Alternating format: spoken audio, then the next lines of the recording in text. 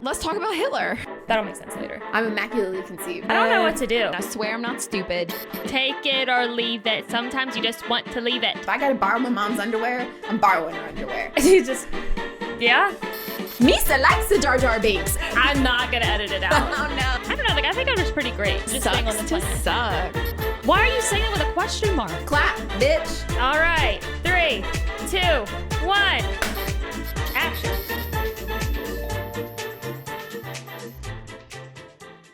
And we're live. I'm Anna. And I'm Jessica. And this is Why Are You Yelling? Welcome back to another F1 race review. Today we are going to be reviewing round 12 of the 2025 Formula One season, the Qatar Airways British Grand Prix. Woohoo! Fun! Silverstone. Okay, so before we jump into all the fun, we can summarize our podium. We have Lando Norris winning his home Grand Prix, so good for him. Yay! We have Oscar Piastri as second. And to top it all off, we've got Nico Hülkenberg on that podium. Faces, bitches. We were right. What did we say? What? Exactly. What do we... Roll the cameras. Rewind. Rewind. Rewind it. Cut it back to last week.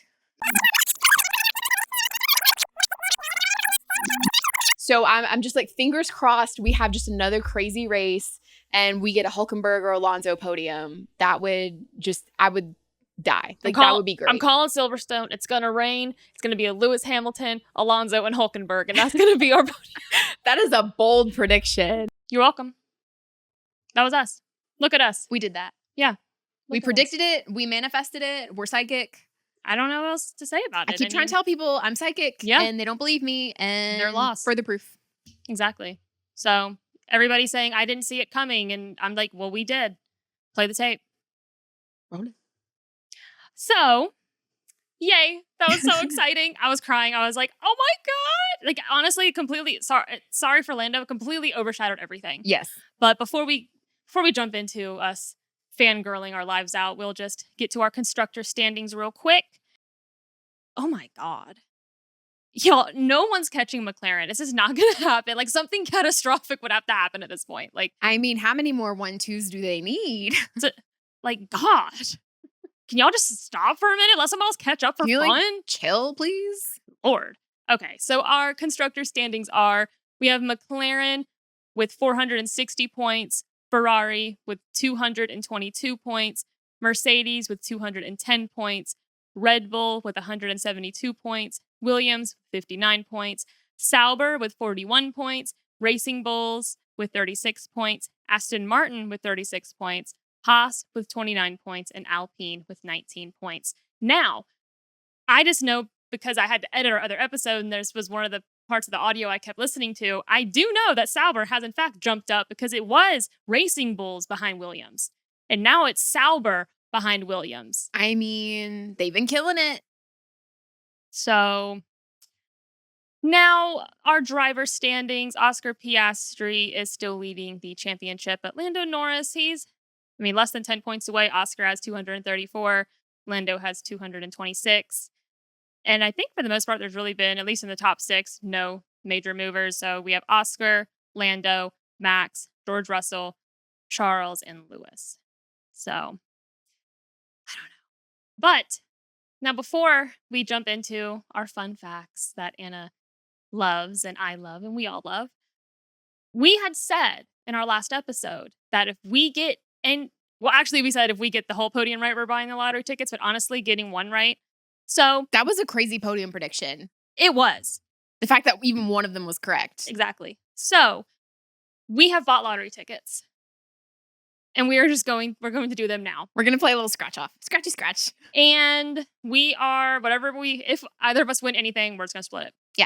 So, uno memento. A few moments later. Oh, these things are annoying. Okay, so how do you win? You look at your numbers up top and see. Match any of your numbers to any of the winning numbers. Win prize shown for that number. Yeah. Okay.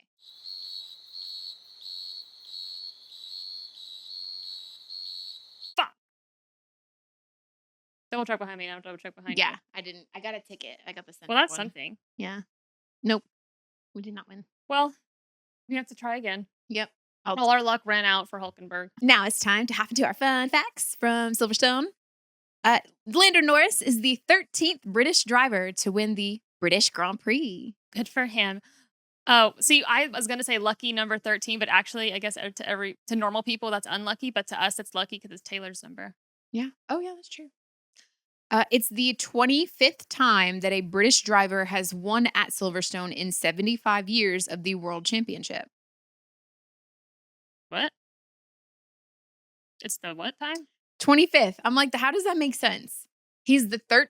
Oh, because multiple British drivers have won. Okay, that makes more sense. I was like, how is he the 13th driver to have won it? But there have been 25 wins by a British driver because, like, one driver can win multiple times. Oh, That makes Lewis. sense. Yeah. I'm like, oh, you mean For Lewis. example. I'm like, oh, you mean Lewis Yeah. because he's like won that thing like 11 or 12 times? 9. 9? Okay. Oh, yeah. He's got he 12 had podiums. that. Oh, good into that. Yeah, Lewis has gotten 12 podiums at Mhm. Silverstone in a row, and he had 9 wins total. And I think this was a fun fact last time. Maybe, I don't remember, but he has won at Silverstone more than any other Formula 1 driver has won at any single track. So he's won there 9 times. So this was McLaren's first win at Silverstone since Lewis Hamilton in 2008. Oh, wow. Lando Norris has reduced the championship gap to 8 points behind Oscar Piastri. And with Piastri finishing in P2, McLaren have scored consecutive 1-2s in Austria and Great Britain. And this was McLaren's 5th 1-2 finish of 2025, their most in any season in the 21st century. Dang. Wow. Going into centuries now. Good Lord. Ouch. Coming in P3 for Kick Sauber, Mr. Nico Hülkenberg has had the longest career in F1 history before scoring a first podium finish. He entered 238 Grand Prix over 15 years before scoring his first podium. You know what? We knew you could do it. We Yeah. were talking about it. We were talking about how he is such a consistent, great driver. Honestly, it probably has to do mostly with the teams he's been on, and look at him. And not only is it I'd like to point out, not only did he get a podium, he got it in a Sauber. And just for the record, let it show, he gained 16 places. This is, I would say, the equivalent of, I know Max had that phenomenal drive. Was it Brazil last year? Yeah. Where he literally started last on the grid and ended up winning the race. There was crazy rain. It was nuts. This to me is an equivalent sort of drive to that. What Nico could do in that Sauber with the rain, I mean, to me, that's on that same. I find it impressive. I think the difference with Max was there was multiple overtakes. I think for the most part, Nico just kind of came out and it just, the strategy just was perfect and it worked and he was pushing and it was great. But yeah, I mean, it's phenomenal. I mean, people will be talking about it forever. Yeah. And I'm like, God, Silverstone producing another just tearjerker. A great, I understand now why so many people say it's their favorite or it's the one they look forward to the most. Because with the weather and with the type of track that it is a perfect storm for chaos and for great racing and for just unexpected results. Yeah. So I've only watched 2 British Grand Prix so far. And last year when Lewis won, and this year with Nico getting the podium, I'm like, I've not been let down so far by Silverstone. Nico's fixing to join the wall. Yeah. We'll get him up here. Don't worry. He'll join Mr. Hamilton, and I've got Mr. Leclerc over here. This was the first Sauber podium finish since Japan 2012 with Kobayashi. I cannot say his first name. I tried multiple times. Since 2012? Yeah. Since Japan 2012. Wow. Even when Sauber was Alfa Romeo, that means that too. Even then. Haven't got a podium since then. Go Hulk! Go Hulk! Go Hulk! So Hülkenberg is the first German to finish on the podium since Sebastian Vettel at the 2021 Azerbaijan Grand Prix. He is the oldest first-time podium finisher at 37 years old since George Follmer, who was 39 when he got his first podium at the 1973 Spanish Grand Prix. So Hülkenberg is the oldest podium finisher since that. Wow. Nico. Seeing all his oh my God. all his team jump around him. They were and so excited. They were so But happy. everybody was. Everyone And was then so nice. Sauber didn't have champagne, so then Mercedes and Aston Martin said, "Don't worry, boo." And they came and they brought them champagne and they were jumping around all happy with them. And I'm like, this is beautiful. And the fact that like his teammate Gabriel Bortoleto, who DNF'd during the race, was like got on the radio and was precious. like, "I am so proud of you and so happy for you." And then was like the first Goosebumps. one to greet him. Like literally, he's like, "I'll wait for you at the podium." And then like as soon as Nico got out of the car, Gabby was like, "Pew!" He like ran right past Lando and ran straight to Nico. I saw a streak of green. Yep. That was precious. That was just awesome. But Gabby's shown a lot of respect for Nico. Almost every interview, he's like, he talks about how Nico approaches a race, things he hasn't thought about. And so I'm like, this is a nice pairing. Mhm. This is sweet. This is the way I feel like a rookie and a veteran driver teammate pairing should be. This is how the Yeah. relationship should be. Yeah, I agree. This is how it should be. I loved it. It was just precious. It was so cute. And then did you see the video that his wife shared of his little girl screaming? I was like, oh my God. She's like, "Hey!" And then K-Mag's there. Enemies to lovers. What? For real, I saw him in the garage and was like, "Wouldn't that be something?" Well, what was funny is when I knew Kevin was there because I saw a reel Haas put out because he was hanging out with Haas, and then we're watching the race and I'm like, he's hanging out with. He has to be there because of Nico. Yeah. Oh, that's the only reason he Aw. would be in the Sauber garage is because They literally went from "suck my balls, mate" to "good job, bestie." That's hysterical. So Kick Sauber have jumped up to 7th place in the Constructors' Championship after Nico's result. He started 19th, the lowest ever starting position for a podium finisher in Sauber's 32-year history. Nico. Hülkenberg had spent 177 laps in a podium position across his career before this race. So at some point during his 15-year career, he was in running P1, P2, or P3 for 177 laps. And I know people have mentioned over the last like several days, there were a couple times where he was like almost had it and then it was like snatched from him kind of thing. It was like a almost should have been, but never was. And now it has. Now it is. And now there will be more. Nico. Heard it here. Nico. Heard it here. This is one of many. One of many, my friend. Unless he suddenly is like, "I'm retiring." Heck no, now he's got to be more hungry. Yeah. He's got to be more hungry. So Hülkenberg is the 218th driver to finish on the podium in F1 championship history. Nico. Just every stat. Nico. Nico. Moving on to Ferrari. Oh. With P4 for Ferrari, Lewis Hamilton tied his best Grand Prix result of the season for the second race running. He cannot get out of P4 to save his life. This is, okay, so here's the thing though. I am like, it was like a sacrifice. Because I'm like, if you pass Nico, you rip this from him. Again. But I also don't want your streak to be taken from you. It was so bittersweet because it was like so like I It was like, one of two bitter. One of these two things has got to give when we were watching the race. It's like either Nico gets his first podium or Lewis continues his podium streak at Silverstone. But one of those things is not going to happen. Exactly. I'm like, unless one of the McLaren spins out, and I was low key. I was like, no offense, please, please, not because I'm a hater, but because for the plot. It's for the plot and my mental health. So hopefully Lewis can maybe get a podium this season. I don't know. Lewis is going to win a race this season, and he's going to win it. When Lewis wins, it's going to be like that race. And part of me is like, because we still have Monza. Mm-hmm. Because Charles won that Mm-hmm. last year. And I'm like, what a better place than Lewis Hamilton's first win with Ferrari than at Monza. You hear me, Formula Gods? Do you hear me? That's my prediction. He has to, or I'm going to cry.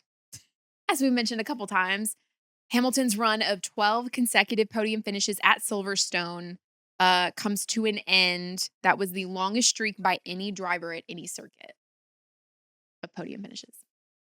So I don't even have words. I was just sad. yeah, he was just struggling. I mean, it's like, I feel like, I know him and Charles both hated the car. oh God, Charles just got super screwed. Oh, that start. I know that they were going for a gamble because a couple other people did too, where they decided to pit on the first lap under the safety car. Well, some people pitted right after the formation lap, Yeah. and they were Oh, like, yeah, right. So they started from the pit lane. That's what it was. It wasn't the first lap. It Mhm. was the because they yeah. ran the track and they were like, oh yeah, this is good for slicks. It was not. No. It was not. And they gave up their position. So Charles had qualified P6 Mhm. and gave up his position to gamble and take the risk on switching to different tires and getting off the inters, and it did not pay off. Like that, it just all went downhill. That was like the first wrong call, and everything just sucked after that. I don't think Charles and Silverstone get along though, because I'm pretty sure this is exactly where he finished last year. He does not like this track. I was I don't British think they- bias. I don't.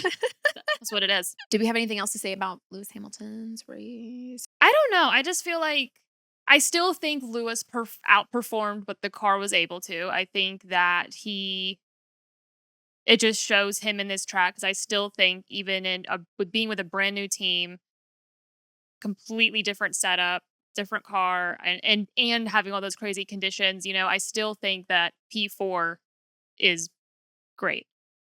It's obviously not the storybook thing everybody wants, but I'm like, if you actually look overall, I think he's slowly climbing up. I mean, and the other, because it's like, it basically at this point, if Lewis isn't on the podium, then he's washed up and he's ass. And people are starting to have that attitude with Max at times, which is insane. Like, it is insane behavior. But that being said, I'm like, truth be told, Lewis has been performing just fine. And I think it'll just get better. So I mean, P4 isn't terrible. No. It's just terrible for Lewis Hamilton, but by his own standard that he has set. And he's not happy. Oh, he's pissed. He, no way, no how, no ma'am, no sir. Like, he is No. not happy. No, he's not. He hates this car. He's like, you son of a bitch. He's like, honestly, can't wait for next year. He's like, I'm going to be in the factory. I am actually going to develop the car myself. But it's all right, Lewis. I know it's going to happen this season. You're going to have that moment. I can feel it. We just need for both McLarens to have an issue. They need to have a bad weekend. And we need for Max and Lewis to have a really good weekend. I would love for them to have a weekend together. Yeah.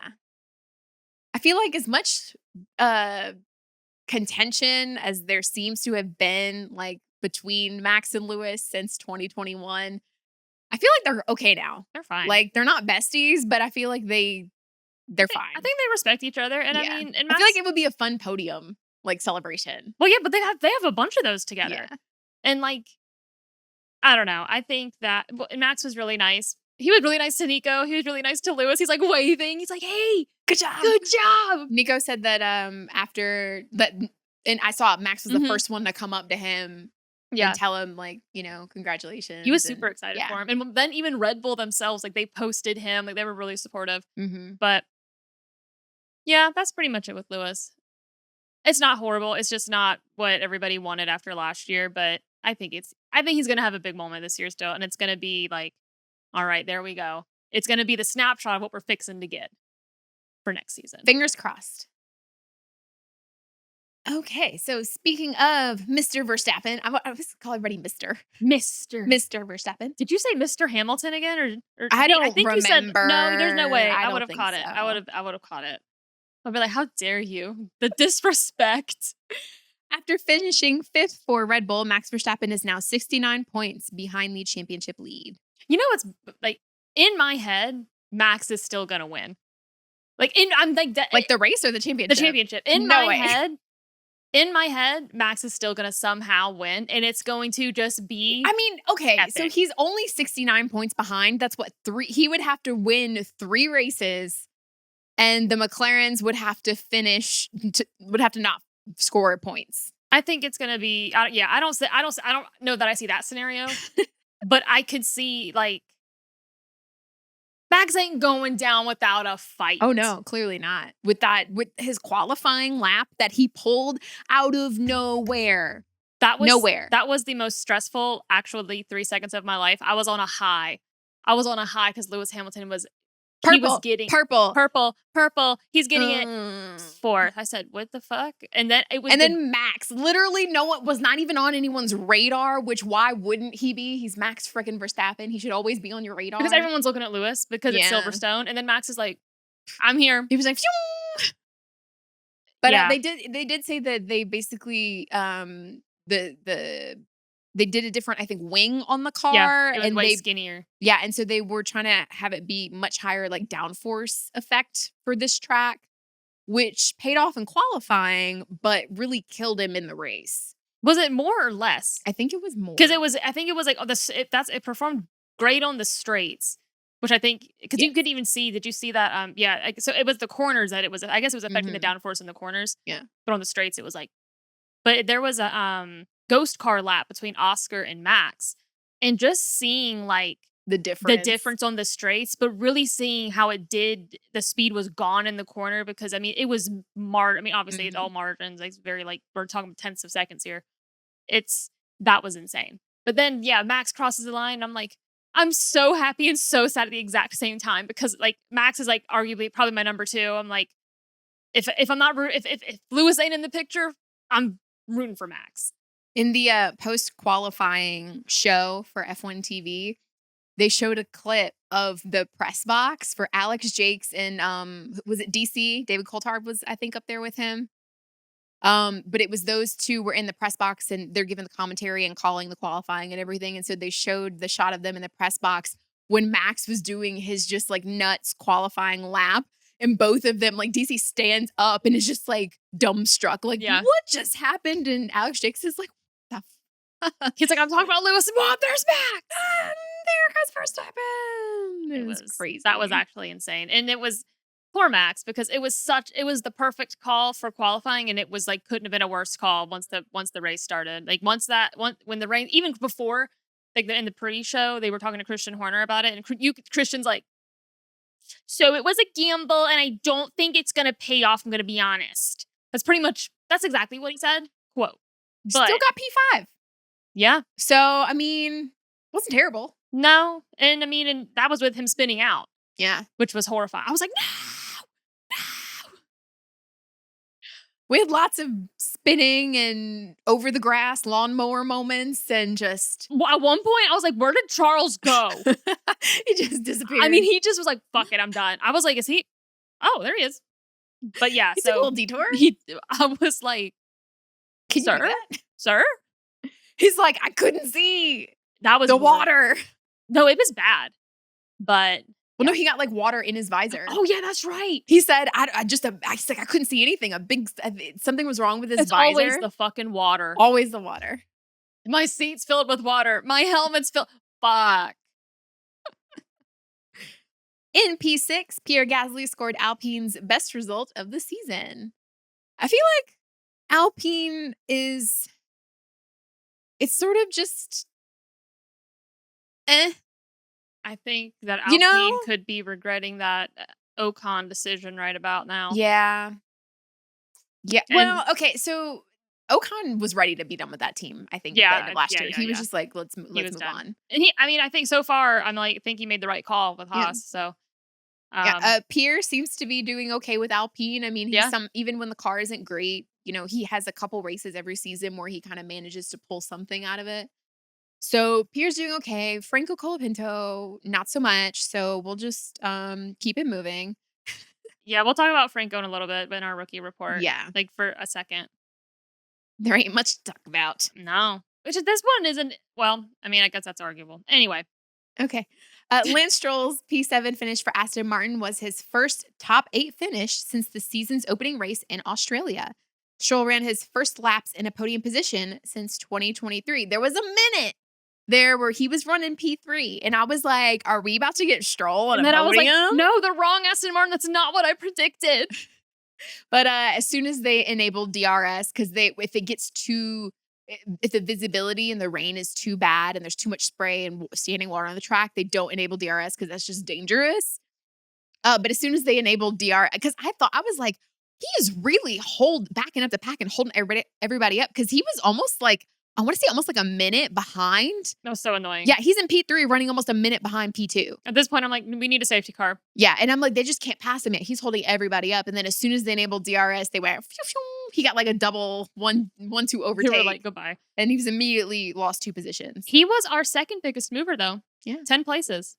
Which, again, this just goes to show, I think we've talked before about how like people like to shit on Lance Stroll a lot, but he's not a terrible driver. The thing is, none of these guys are terrible No, drivers. they're You have not. to have a super license. You have to you can't just go, nobody can just look at you and go, I want you in my Formula One car, because that's extremely dangerous. Yeah.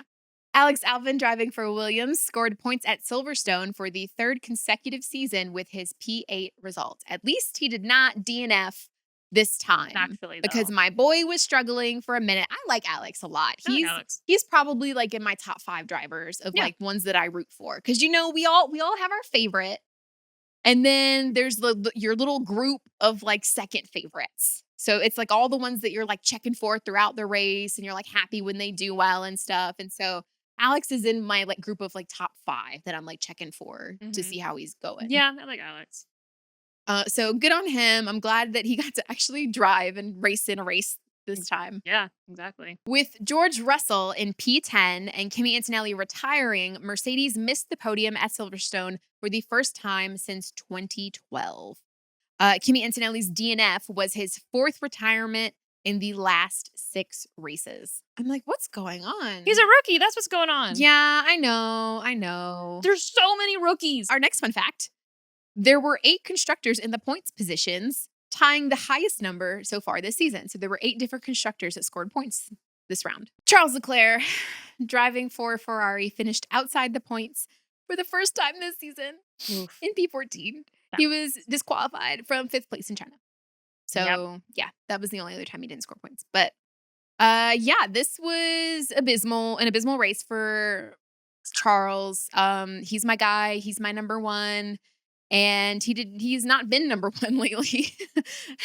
It's a really horrible feeling. Yeah, it kind of sucks. They like we mentioned a little earlier, they kind of just screwed him with the first call. He had qualified P6, and they decided that after the formation lap, they wanted to switch from the intermediate. Is it intermediate? Inters. Is it stand for intermediate? Interwet? Intermediate wet. Inter something. I don't know. I would be curious to know if that was Charles's call or if that was like Ferrari's call, because it happened during the formation lap, because I didn't hear the radio messages to be like, hey, it's I want to go ahead and take the gamble. Like, I don't know whose call that was, because that didn't seem like something that they had planned for as much as they're like, go fill out the track and then I'm sure they had talked about the gamble, but like I would hope that they're going to clearly leave that up to Charles at the end. I would hope. But maybe not. Yeah. Well, I mean, if at the end of the day, when the track is in such mixed conditions over the course of a race, there is an extent that you have to rely on the driver to tell you because they know how these tires, they more or less know how they're going to handle in different parts of the track. So the engineers kind of and people responsible for strategy kind of have to rely on the driver's feedback. I mean, I could hear multiple times when they were playing radio messages over the race where several different drivers and engineers were checking with each other. Like the engineers would be like, well, what are track conditions like? What are you thinking? And I think they asked Lewis at one point during the race, and he's like, because it had stopped raining and they weren't expecting more rain. And he was like, in the next like 10 to 20 laps is going to be the crossover. And he called it because like as soon as they play that radio message, which again, I don't know if they played it in real time, I'm sure there was a delay. But pretty soon after that, Alonso was the first of several people to jump onto the slicks. Was not the right call. Not yet. It was too early. It was a little too early. And I laughed at George Russell's radio message because they were asking him, do you think he was checking with his engineers, like, do we think it's time to switch to the slick tires? And George is like, I don't know. Depends on how brave we're feeling. And then his engineer comes back and says, brave, but not suicidal. Yeah. That was funny. I was like, get it. Yes, with the radio sass. I love it. Yeah, that was, Yeah. So Charles was a victim of the switching to the slicks during the formation lap. And then everything was just fucked from there for his race. Yeah. Then he had to pit again. It was a lot. Because there were several times where when you have mixed conditions like that, it almost all comes down to there's a right time to change the tire over, and you got to nail when it's the right time. Yep. And some people did nail it, and some people like Charles did not. Yeah. So That's okay. yeah, we'll get him next time, baby. We'll get him. Don't worry. It's okay. It's all right. It's okay. So Yuki Tsunoda, driving for Red Bull, came in P15. He was the last classified finisher for the second consecutive race because we had so many DNFs this race. And I think all of them were our rookies. Mm-hmm. Was it only the rookies that DNF'd? Mm-hmm. Yeah. Ouch. So 5 DNFs, which is a lot. I wonder what the most DNFs in a race has been. I'm not going to go look it up. I'm just throwing in the question out there. If anybody wants to answer it, please let me know. Yeah, I don't know, but it was rookie after rookie. We're like, the rookie report will be short. Yes. It was And then Franco didn't even start, so. Yeah, the rookies were just struggling, which is interesting because going into this round, and I mean going even into this leg of sort of the calendar, when we're more in Europe at more of these tracks that a lot of these rookies would have driven on in the lower formulas. Silverstone is one of those tracks that pretty much, if you're in F1 and have made it that far, you have driven at Silverstone at some other point in your driving career. Yeah. So almost everyone should have driven at this track at some point. Oh, yeah. And so going into this race, we had higher expectations for our rookies because usually if you've driven at a track before, you're typically going to do a little better than a track you've never been at. Or, so we would assume. In theory. I don't know if there's a statistical fact that backs it up, but in theory, that should be how it goes. Yeah. And it's not. The rookies don't do well in the rain. Well, and I think it's a completely different car than what they have driven. Like in the rain. In the rain. And before, at this track. And at this that's track. true. So it's like they may have driven in the rain in a Formula 2 car, but a Formula 2 car and a Formula 1 car are so different that it's like the tires are different, how the car setup is different, and the technology is different, how powerful it is different. So I just think that,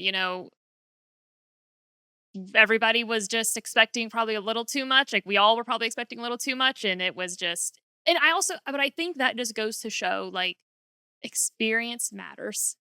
Not saying a rookie can't perform well and not saying they all didn't learn something that they'll take with them, because you have to make mistakes. No one's perfect. Everybody has had mistakes in their rookie season and so on and so forth. But it's just, you see some conditions like that and you go, I am glad that my driver's been here a minute. There were some moments during the race where you look at like the onboards. I like when they switch to the onboard shot, because they have a little camera that's in the helmet. Mm-hmm. That's right around like the driver's like eye line. Yeah. So you can kind of see through their helmet what they're seeing and the little camera that's right there. Mm-hmm. And the amount of water, the amount of spray. Like there was one shot, I forget, we were on board with somebody on the broadcast and you could barely see the blinking, like 2 blinking lights of the car ahead of them. Like barely. Mm-hmm. It was crazy. And they're not even like because at one point I think the safety car did come out because of the rain, I want to say. Probably. I think just to slow everybody down. It all got blurred for a minute. Yeah, because the rain was so heavy and there was so much standing water on the track that like they just couldn't race at full speed. It was too dangerous. But like it was, even driving behind a safety car, they're still going way faster than like what you or I would drive in that amount of rain with standing water on the road. Like I would be crawling at 30 miles an hour. They're going way faster than that. Even when they're going slow, they're still going fast. Yeah, exactly. And so it was just nuts. I mean, there's a couple of, I'm sure some of y'all have seen online some of the photos from this race where like there's one shot, I'm pretty sure it's Max in the Red Bull, and he is just surrounded in white. It's just like a mist. Yeah. All around him. Like it looks like he's floating in fog almost. Like it is crazy. Yeah. How poor the visibility is. So going into the last of our fun facts, we're going to go over our DNFs, our all rookie DNFs, aside from our veteran rookie, like you mentioned, Alonso and Oliver Bearman. Oliver Bearman. Yeah, he was the only other rookie that did not DNF. Yes. So getting into our rookie DNFs. So we have Isaac Hadjar driving for Racing Bulls. He DNF'd. It was his first official retirement from a Grand Prix. Australia was a DNS because he crashed on the formation lap. Yeah. So he did not start the race. It was a DNS for Franco Colapinto. Yeah. He did the formation lap and then he did the formation lap and then he was one of the cars that jumped into the pit lane, was he not? remember, because during the formation lap, several drivers drove into the pit to go swap from inters to slicks. Yeah. I'm pretty sure Colapinto was one of those. Okay. Yeah, he might have been because it looks like his 0 lap is with a hard tire, but it's like white. Yeah. So yeah, he might have been one of those. But yeah, Yes. he just could not get it. Because I remember people mentioning that like there was so much craziness going on at the start of the race that it took a while for anyone to notice that he didn't start the race. He went into the pit lane and then never came out. Yeah, that's right. So he had a DNS this race. Another DNF was Liam Lawson. It was the first time he's ever retired on the first lap of a Grand Prix. He retired on lap 1 of the sprint in Qatar in 2023. Yeah. So this was the first Grand Prix retirement in lap 1. Yeah, bless it. Racing Bulls saw both cars out by lap 19, their first double DNF since China of last year. Mm-hmm. So that sucks for them. Yeah. After their double points. Yeah. Then, yeah. It just sucks, man. The highs are highs and the lows are lows. So low, bro. So Kick Sauber's Gabriel Bortoleto also retired, meaning the 2 drivers with career best finishes the last Grand Prix in Austria. Bortoleto and Liam Lawson had career best finishes in Austria.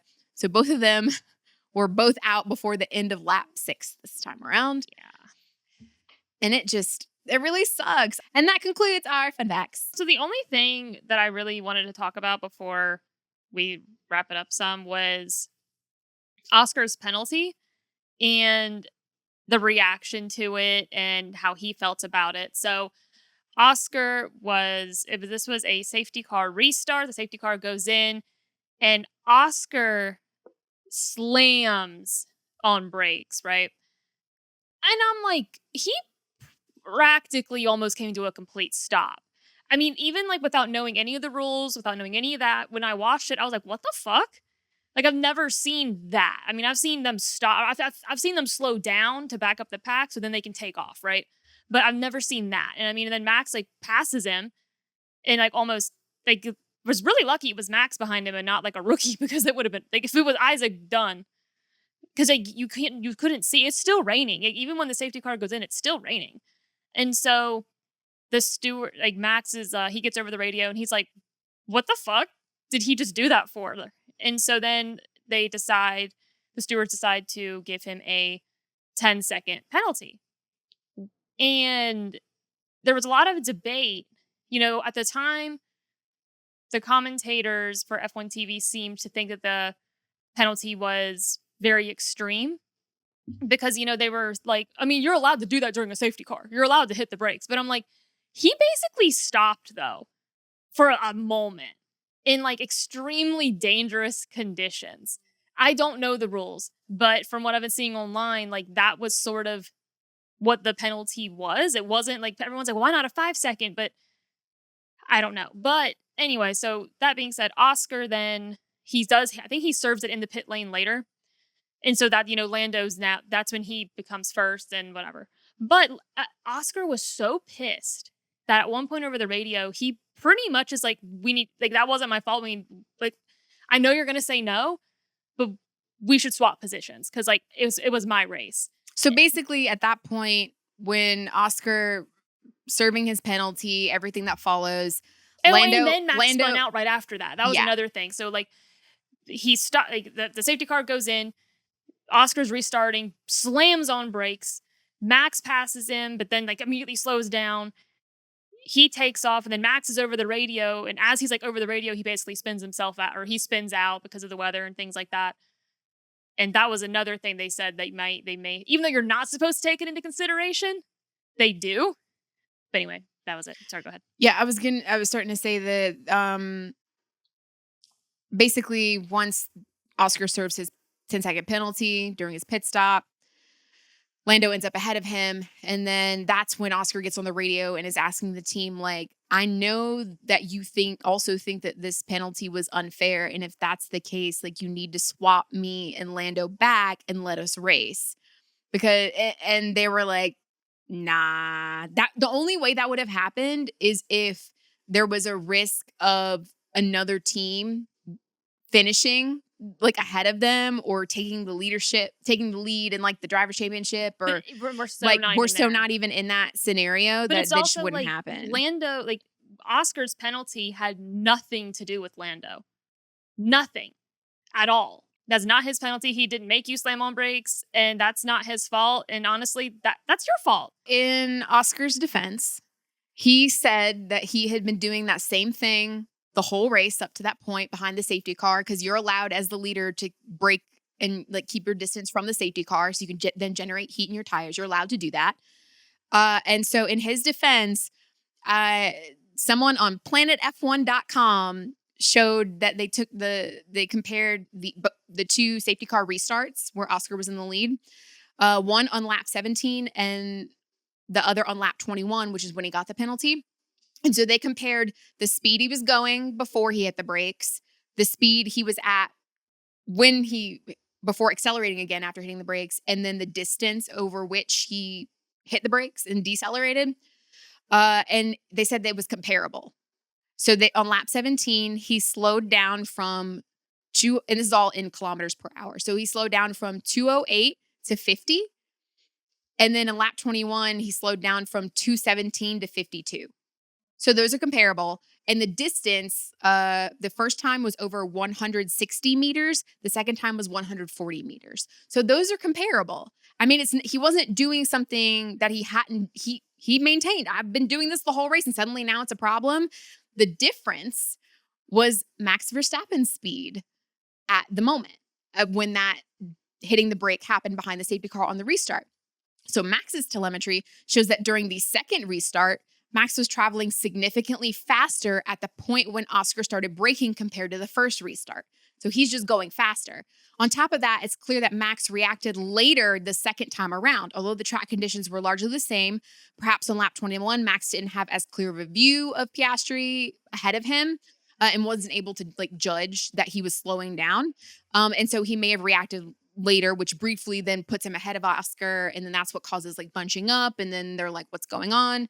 And it says, if we look at this purely from Oscar's perspective, there was no clear reason for a penalty. He did exactly what he had done before. Once he saw the safety car lights go out, he applied the brakes to create space in front of him before accelerating for the restart.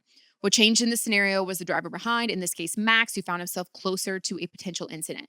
Whether that fact or perhaps Max losing control of his car immediately after the restart influenced the steward's decision is something we simply can't know. I don't know if you heard in the cooldown room either, Oscar was complaining about it, and then Nico's like, yeah, but I mean, it did affect like everybody. Like we almost all hit each. Like he was like, he's like, we almost like literally all hit each other when you did that, and was just, and I don't know if it was like, I don't know track condition wise if it, because I don't even think. It's hard to say because it's like, where were they on the track during what lap 17 and 21? Was it the same area? I'm probably not. I'm just assuming like it would like that would just be like kind of a big coincidence if it was. Like, was there what was the actual visibility between like lap 17 from the cars behind versus 21? I'm like, because I mean, we were watching that it just seemed so dramatic. It just seemed like, because even before a penalty, I was like, holy fuck. Like, he like stopped and I was like, what do you, I'm not even in a car. And I'm like, can anybody even see you? I don't know. I just am like, to me, so the penalty that was applied, they said it was because he was driving erratically. You're allowed to stop and go or hit the brakes and slow down and then speed up behind a safety car. As the lead car, especially on a restart, you have the right to do that. However, if it's determined that you're driving erratically, which would be like sudden stop and goes in a manner that's like not safe, then that's when the penalty comes in, and they deemed that it wasn't safe that time. Yeah. For whatever reason.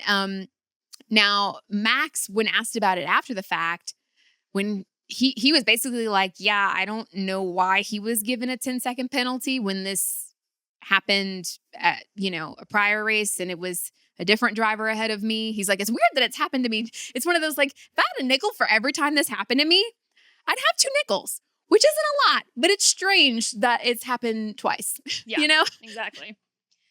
Yeah, that was, but Max basically was like, he was kind of implying, is there a little bias here, or like, why was it applied in one scenario and not in another? Don't they put out reports as to why and why they felt that way? They put out their reasoning. Yeah. I haven't looked up all that to see, but I'm like, but really I mean, So that just happened, right? I don't really have an opinion about it one way or another because I'm not somebody who has to judge those things. Mm-hmm. But the thing that irritated me was at the podium, everybody's mad. And I'm like, this is Nico's podium. Suck it up, damn it. Because you know you're going to get another podium. You know you're going to probably win another race. Like, let's just be honest. It's you versus Lando at this point. And just suck it up for 5 minutes and celebrate somebody who you, what was it, a few races ago, he was like, oh, wow, I didn't know, but like Nico went 6th in a Sauber, like in one of his post-race interviews. So it's like, you've clearly shown excitement for Nico before, so suck it up for 5 minutes, spray the man with champagne, and act happy. Quit being brats. I feel like this is all aimed toward Oscar. No, I'm talking about the McLaren boys. Why was... All of them. All of them. I'm like, Lando wasn't sad or mad. He was very happy and emotional and crying. He's the only one that, well, yeah, he's the only one. There was a video later where he did spray Nico, and I'm like, Oscar, I get it, being mad, but I need you to suck it up for 5 minutes because everyone else is really excited, and your energy, the energy's not matching with how everybody else is feeling right now, and the podium's kind of sour milk. Listen, I get it. Like, the thing is, you're damned if you do and damned if you don't, sort of, because everyone wants to talk about how Oscar's basically like a robot and he has no emotions and is really good at controlling his emotions. And God forbid he be a human and express his emotions once and it's not how you want him to express them. No, he can express his emotions, but he can. So you can express your emotions and also suck it up for 5 minutes and keep expressing your emotions to like the people that are asking you about them. I'm like, listen, I am full. If you want to be a brat about it, be a brat about it. Like, because listen, if that was me in that scenario, all I'm thinking about is how I just got screwed out of the win. And I'm pissed about it and sulky and I'm a brat. Sorry about it. That's all I'm thinking about. I'm like, you know what? But to be fair, I get over things pretty quickly. So between like getting out of the car and then getting to the podium, there's a solid like 20 to 30 minutes between when that happens. I probably would have like been able to suck it up enough to be like, it's okay. That's what I'm like. I'm not saying don't be upset. I'm saying just for a few minutes, suck it up. This is and that's the other thing. It's like I would get it if it's like, okay, somebody who's been on the podium 100 times, like this isn't a new experience for them. You know, it was such a new experience for Nico. He didn't even bring his helmet in the cooldown room. Orlando had to bring it in for him because he didn't know he had to bring it. So, like, this is such a big moment for this guy. Can you suck it up for 5 minutes and, like, let the moment be fun and then go back to being pissed off? Like, I'm not saying don't be pissed off. I'm not saying don't be pissed off before. I don't think it's that big of a deal. I'm like, I get it. It gave me the ick. It's sucky that everything played out in that way, but I'm also like, it is what it is. Like, the dude didn't spray champagne on somebody and now suddenly he's the Antichrist. Like, Jesus. I'm not saying that. I'm just saying it gave me the ick. I'm just like, well, that's kind of lame. It would have been nice to see like a bunch of excitement for Nico because it was annoying to feel a certain way and then to not see that same feeling on the podium for him, where it's like, I had more fun watching him and his team dance around and being excited than I got to enjoy really him on the podium because it was just like, Nico's like, I'm here. And then the McLaren boys are just like spraying themselves. And then Lando sprays him like Nico for like 2 seconds. And I'm like, I was like, oh, well, that was kind of a letdown. That wasn't as exciting as I was hoping it was going to be. Cause it was just like, I don't know. I'm not saying he's the Antichrist. He can have all the feelings he wants in the world. I don't care. I don't think he's a horrible person. I'm like, that was kind of lame. It just feels like really shitty to me that everyone is piling all this. It feels like blame. They're like, it's Oscar's fault that the podium didn't live up to the vibe everyone else wanted it to. Because that's what all the criticism I've seen is. And it's like, well, yeah, he had a shitty race, but like just because people don't react the way you want them to, like, people are mean online. Like, almost everything in my feed was like, how dare they not spray Nico with champagne? And like, it's every single part. Like, everything that you just verbalized was my entire feed. Oh, yeah. I mean, that's everything I saw. And I mean... And it's annoying to see that over and over and over again and be like, bruh, can y'all chill out? It's champagne. It's a podium. Calm the fuck down.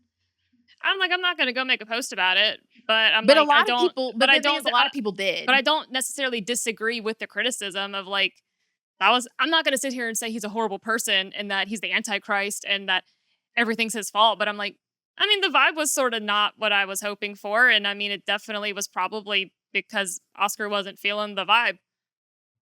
That's not necessarily, I'm not saying anything bad about him. I mean, that's just what it was. So, I mean, I don't think he deserves to like be attacked online repeatedly about it, but I also don't disagree that it happened. You know, it's like, I think two things can be true. I think he ruined the vibe, and I don't think he's a horrible person either. Like, not everybody has a great day, and that's fine. I just was like, as someone who has been accused of ruining the vibe because I'm in a bratty, sulky mood, I sympathize with Oscar. but not. I mean, people are built different. That's okay. I'm defending him with my life. I'm like, no, it's not his fault because it wouldn't be my fault. It would be your fault. But that's okay. People are different. That's fine. But I mean, there was something else. Oh, but I did defend Oscar though. In the I guess it was one of the press conferences after the race where he's like, clearly it's been a little while since the podium, and he asked Nico, he's like, so he goes, how does it feel to like, you finally get your podium and your trophy's like a Lego trophy? I thought it was funny. I didn't think that was anything towards Nico. No. I thought that was towards like the fucking trophies being goddamn Legos. Yes, it was, because I had that same thought, because literally when Nico went to pick up his trophy on the podium, he's like, you can see him like being like, it's part of it like comes off or whatever at the bottom. He like sticks it back on. He's like, what is this? It's made of Legos. It's fucking ridiculous. So here's the other thing. Why the fuck is that? Why? Because, okay, when you're designing these trophies, right? Let's be honest. We all were kind of expecting Lewis to get a podium. It was in the plot. It was pre-written. We were all like kind of leaning towards it. So you're telling me, low key, you were designing those trophies with that in the back of your mind, and you were going to hand Lewis Hamilton a fucking Lego trophy if he got on the goddamn podium? What the fuck are you talking about? That's some lame ass shit. Who the I want my fucking gold, silver, whatever goddamn trophy. They don't get to keep their trophies anyway. It goes back to the factory, like wherever their headquarters are. I'm keeping my fucking Lego trophy, goddammit. And because Nico's like, my daughter can play with it. But that being said, I will say he handled it. Nico handled that well. Was just like, just look on the positive side. But I think Oscar, I don't think he was trying to be like bitchy or mean because he was in a bad mood. I think he was making a joke. Yeah, I think toward the trophy. Toward the trophy. Yes, I agree. I didn't take that. I'm taking that as I took it as he's recognizing this is Nico's podium. Mm-hmm. It's his first podium, you know. Everyone's excited. Kind of sucks that the trophy's Legos though, huh? And he's also just making a dig like, why the fuck are the trophies Lego? That was not a dig at Nico whatsoever. But it's just one of those things that people like to pile on and pile on. And I said that I am saying, because I literally said, watch it, because everybody loves Oscar. What was it like? Oh my God, probably at the start. I was like, watch out, because when people love you this much, it means they can hate you this much too. And all it took was that. Which I'm like, listen, I think he was a brat. That's okay. He's a human being. It was lame. Honestly, he might look at it one day and go, yeah, that might have been a little lame. But either way, whatever. I don't think he's the Antichrist for it. That's pretty much it though, for me. Like, that was like the highlights. Everybody crashed. All the rookies crashed, but like R2. Yeah. All right, this will be a short rookie report because almost all of them didn't finish the race. So, Kimi Antonelli, he qualified 7th. He did not finish the race. He had a DNF, so 0 points. Despite qualifying 7th, Antonelli started 10th due to a 3-place grid penalty for a collision in the previous race. He made an early switch to slicks, but a poorly timed virtual safety car left him unable to build tire temperature and cost him pace as the track dried. When the rain returned, he pitted again for inters, dropping further down the order. His race ended after Hajar, struggling with visibility in the spray, collided with him. Antonelli tried to continue but retired due to diffuser damage.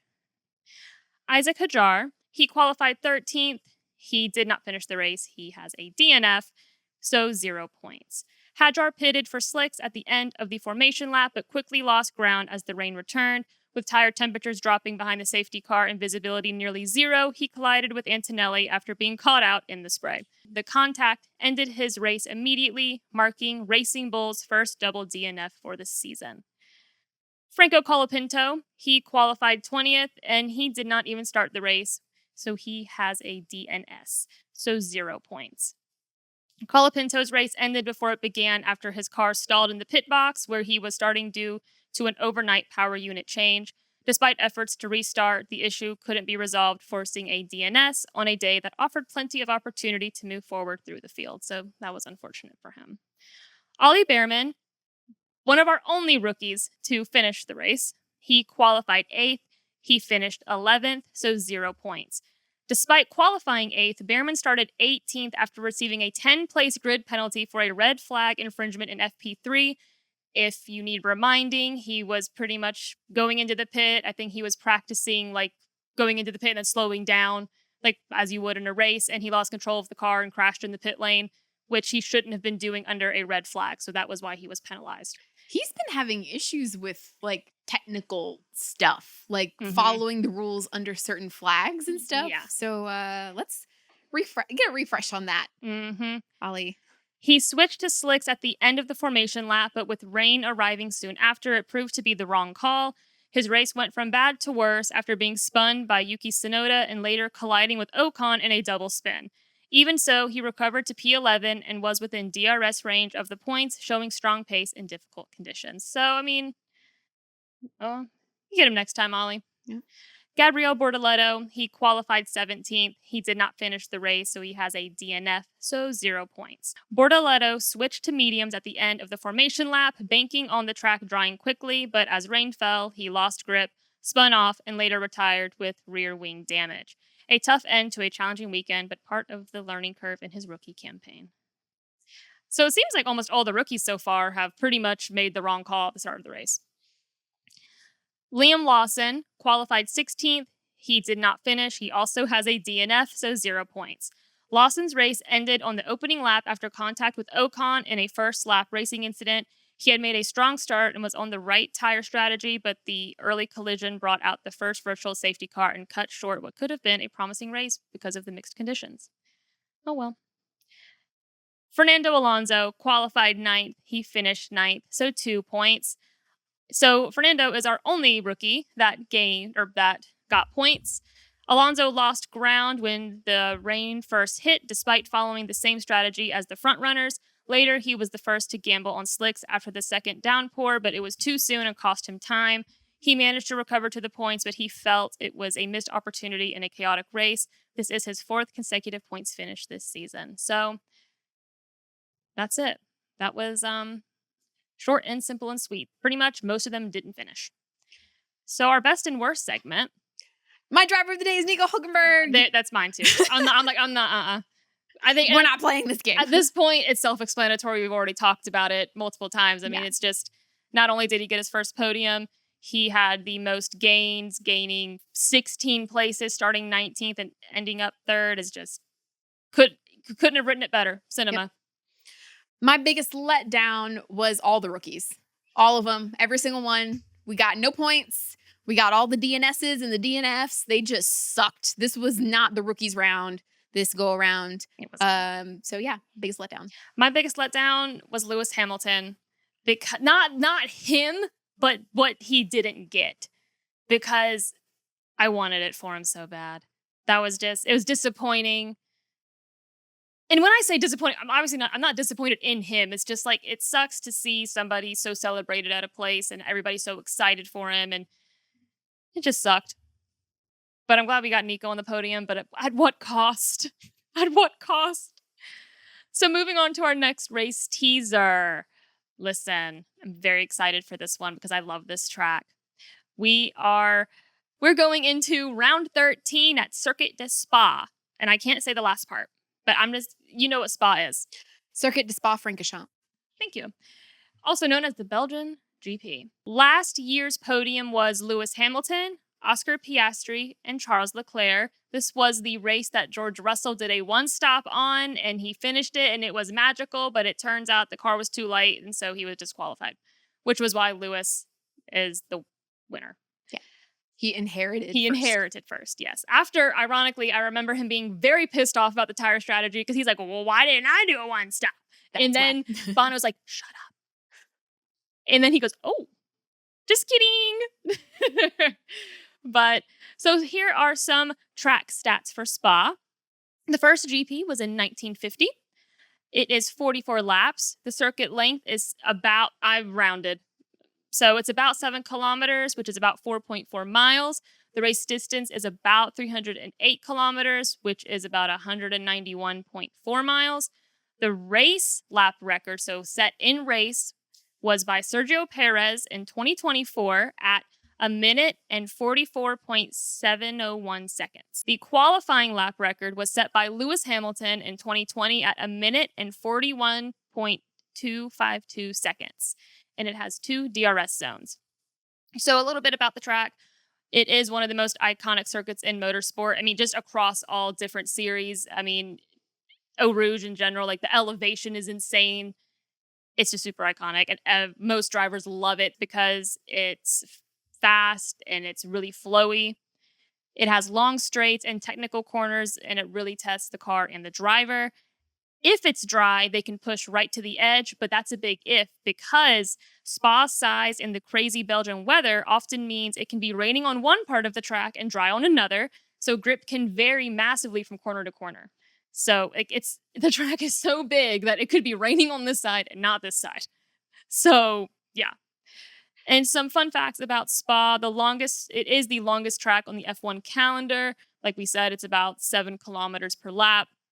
It also has the biggest elevation change on the calendar, over 100 meters from lowest to highest point.